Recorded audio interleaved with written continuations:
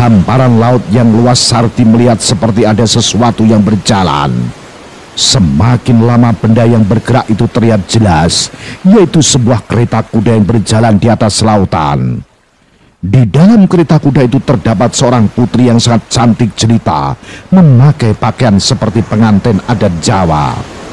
Sardi kaget bukan kepalang menyaksikan apa yang sedang ia lihat.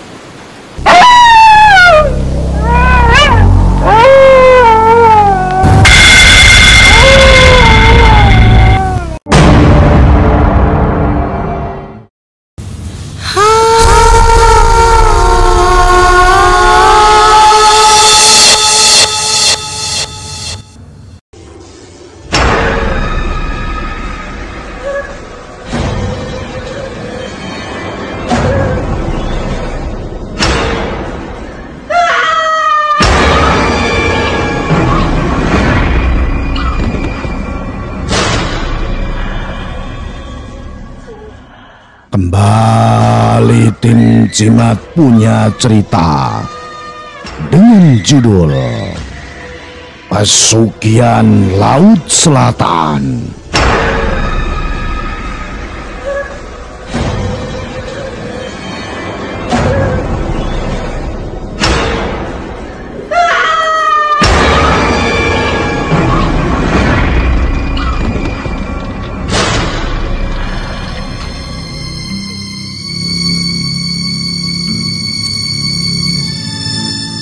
Cerita ini ditulis oleh Yesi Mareta Andari. Saya pembawa cerita Ki Banu Asmoro.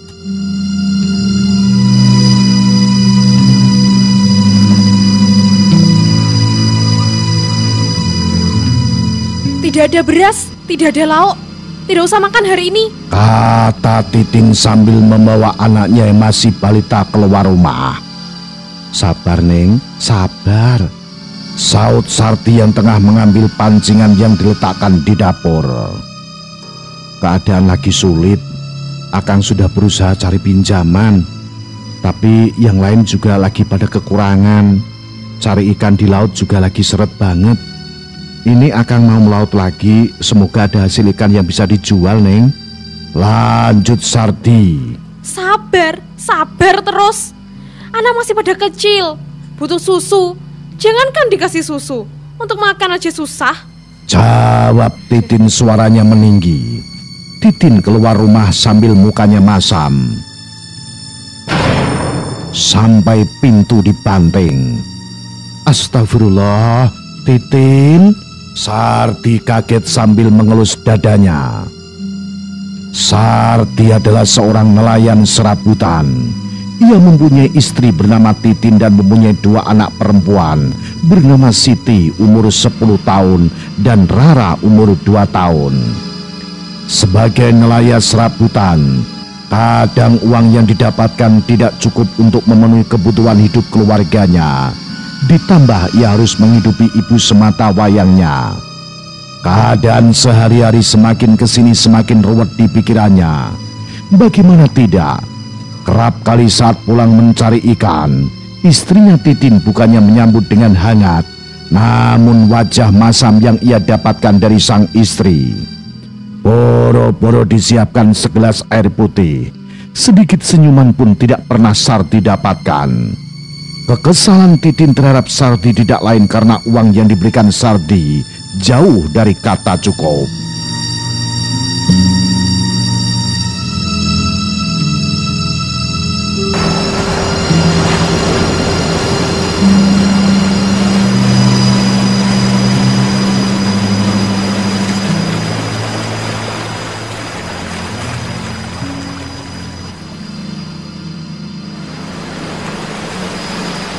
Pagi itu Sardi buru-buru menuju bibir pantai yang biasa para nelayan menaruh perahu dayung mereka.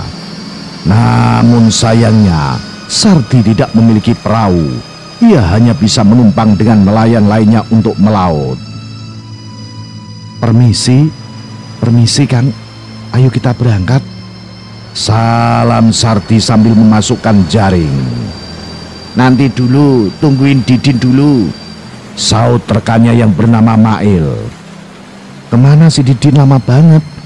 Jawab Sardi tidak sabar. Tidak lama, terlihat sosok laki-laki sekitar umur 35 tahunan datang menghampiri mereka. Maaf semuanya lama ya. Jadi tadi di rumah itu ada perang dunia kedua. Biasa berantem dulu sama istri, kata Didin sambil menjelaskan panjang lebar. Sama Din, aku saja mau berangkat bukannya dibikinin makanan, malah bandingin pintu yang didapat. Saud Sardi merasakan yang sama. Ya udah, ayo mangkat, malah pada curhat. Timpal main sambil mendorong perahu menjauhi bibir pantai. Mereka bertiga pun melaut pagi itu. Sudah berjam-jam di tengah laut namun tidak ada satupun ikan yang didapat. Sungguh aneh yang dirasakan tiga laki-laki itu. Dari pagi siang sampai sore ikan tak kunjung muncul. Akhirnya mereka pun pulang dengan tangan kosong. Sardi yang sedari tadi memikirkan nasibnya di rumah nanti bertemu dengan Titin.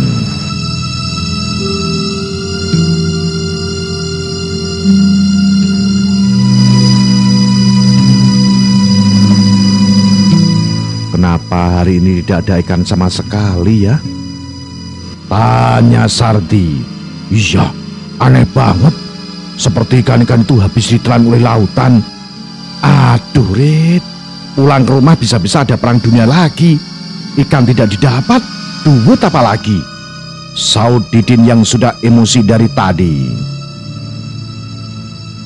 Sama tuh Din, bisa copot itu daun pintu sama istri saya kalau tahu saya pulang nggak punya duit, kata Udin sambil berjalan menuju rumahnya. Kita ini senasib ya Sar, punya istri galak, tanggungannya banyak. Jawab Didin. Mereka berdua terdiam sambil berjalan, membatinkan nasib mereka yang suram. Sardi yang sedari tadi memikirkan mau meminjam uang siapa untuk hari ini. Seenggaknya ada uang yang didapat dan dibawa pulang untuk istrinya di rumah.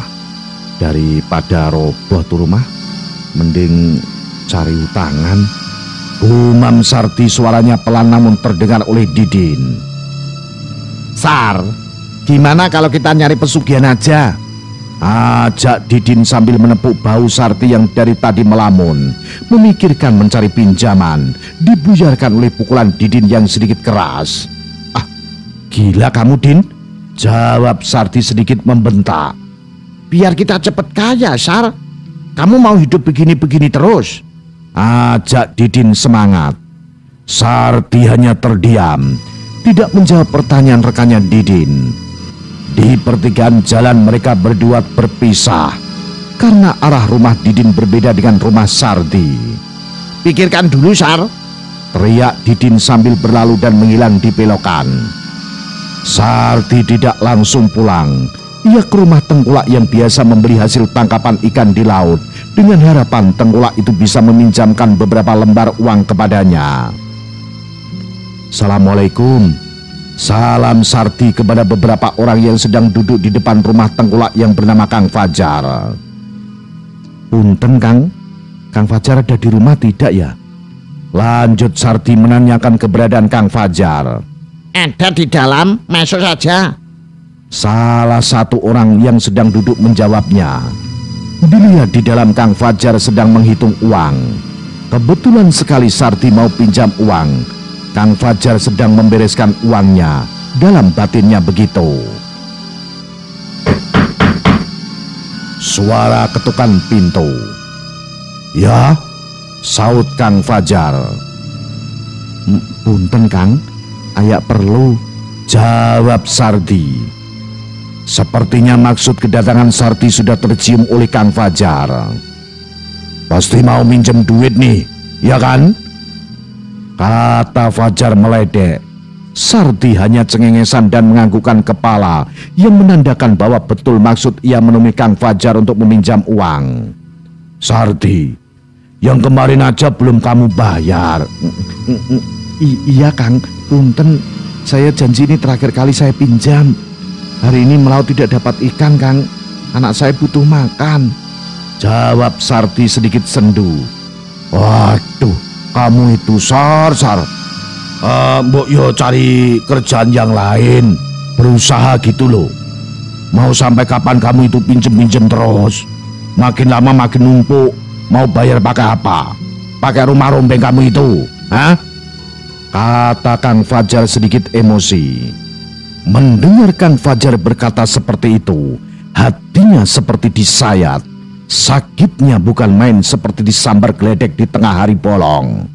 Betapa teganya Kang Fajar berkata demikian. Sarti memang beberapa kali meminjam uang dari Kang Fajar dan sampai sekarang belum ia bisa kembalikan. Saya nggak bisa kasih kamu pinjaman uang lagi, lanjut Kang Fajar sambil tangannya menyuruh Sarti keluar dari rumahnya. Sarti pun pergi dari rumah itu dengan hati pilu. Ia tidak langsung pulang ke rumahnya. Ia berjalan ke arah pepohonan kelapa yang berada di dekat pantai. Kerap kali ia menenangkan diri di dekat pohon kelapa sambil melihat laut lepas nan indah.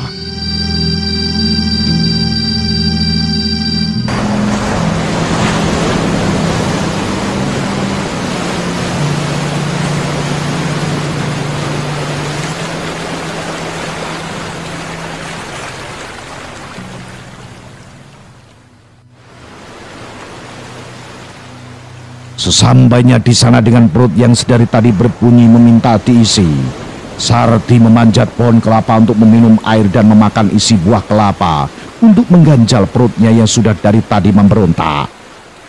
Ya Allah, kenapa nasib saya seperti ini?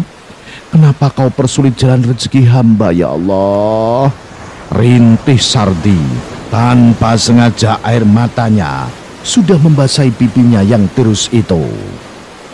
Suara ombak yang menerpa batu karang, laut lepas dan desiran ombak yang menghantam batu karang menjadi saksi bisu kisah pilu yang dirasakan Sarti. Ombak-ombak itu sepertinya merasakan apa yang dirasakan oleh Sarti. Entah kenapa semakin lama ia memandangi ombak-ombak itu, semakin deras pula air mata yang keluar dari matanya. Seolah ia sedang melampiaskan kekecewaannya terhadap Sang Pencipta. Saya sudah beribadah kepadamu, tapi kenapa kau tidak melancarkan rezeki hamba? Lanjutnya merintih. Di bawah pohon kelapa yang cukup sejuk dan angin sepoi-sepoi dari arah lautan membuatnya semakin tenang. Air matanya tidak lagi menetes. Hatinya kini terasa damai dan tentram.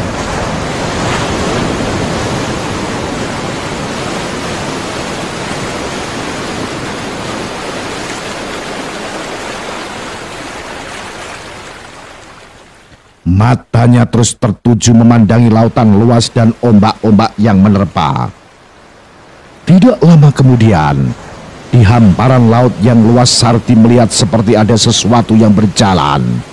Semakin lama benda yang bergerak itu terlihat jelas, yaitu sebuah kereta kuda yang berjalan di atas lautan.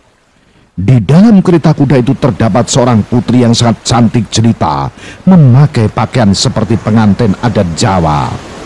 Sarti kaget bukan kepalang menyaksikan apa yang sedang ia lihat. Kereta kuda berjalan ke arah di mana ia duduk. Makin jelas terlihat bahwa kereta kuda itu seperti dari kerajaan-kerajaan zaman dahulu kala. Kemudian kereta kuda itu berhenti tepat di depan Sarti. Namun masih di atas permukaan air laut. Wanita cantik itu berdiri dari tempat duduknya, lalu melambaikan tangan kepada Sarti seolah menyuruh Sarti untuk mendekat. Sarti menoleh ke kanan ke kiri, memastikan hanya dirinya yang berada di bawah pohon itu. Saya? Kata Sarti sambil tangannya mengarah ke dadanya. Wanita itu hanya menganggukkan kepala dan mengayunkan tangannya, memberi tanda kepada Sarti untuk segera menghampirinya. Sarti seperti terhipnotis oleh kecantikan wanita yang berada di atas kereta kencana itu. Tanpa berpikir lebih lama, ia pun berdiri dan berjalan ke arah kereta kencana itu terparkir. Ia lupa kalau di depan itu tebing yang mengarah ke laut lepas. Namun Sarti tetap berjalan seolah terpana dengan wanita itu. Nah, Bagaimanakah kisah selanjutnya? Apa yang akan dialami oleh Sardi? Ikuti terus cerita misteri bersambung Pesugihan Laut Selatan. Salam Jimatres, salam misteri. Au.